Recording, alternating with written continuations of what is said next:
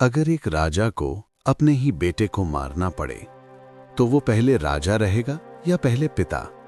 उज्जैनी की रात आज असामान्य रूप से शांत थी।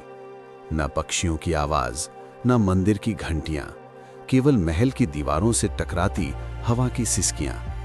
राजमहल के सबसे ऊंचे बुर्ज पर सम्राट विक्रमादित्य खड़े थे। उनकी आंखों में आंसू थे और हाथ में तलवार। नीचे महल के प्रांगण में एक बालक जंजीरों में जकड़ा हुआ खड़ा था। वो कोई अपराधी नहीं था, वो था राजकुमार आदित्य, विक्रमादित्य का इकलौता पुत्र। और आज पूरे उज्जैनी का भाग्य उसी बालक से जुड़ा था। तभी महल के द्वार खुले। एक काले वस्त्रों वाला योगी भीतर आया।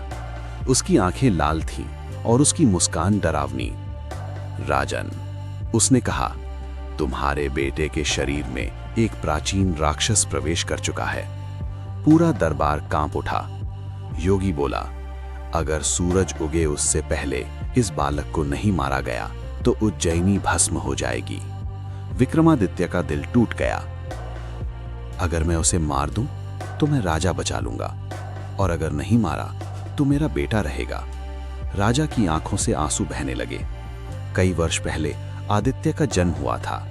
उस दिन ज्योतिषियों ने कहा था, ये बालक महान बनेगा या महान विनाश। विक्रमादित्य ने हंसकर कहा था, मेरा बेटा संसार की रक्षा करेगा। पर आज वही भविष्य सत्य बनकर खड़ा था।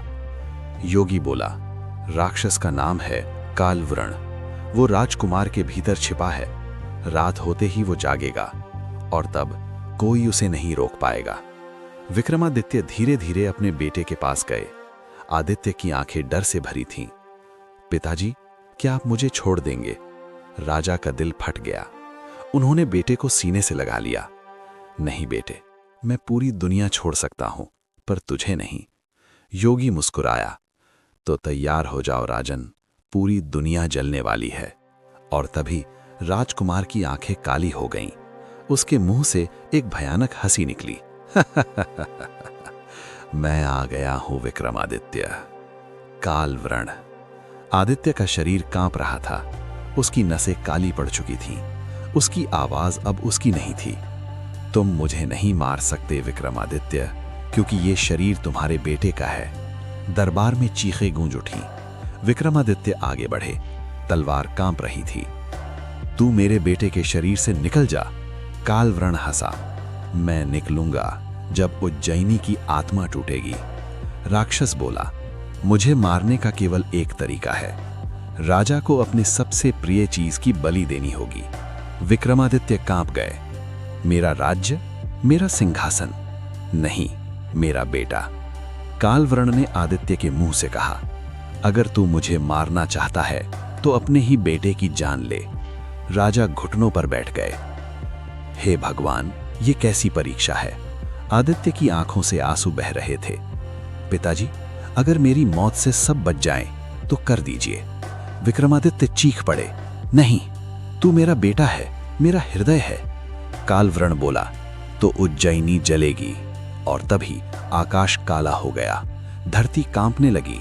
राक्षसी छाया पूरे नगर पर फैलने लगी। हजारों लोग चीखने लगे। विक्रमादित्य खड़े हुए।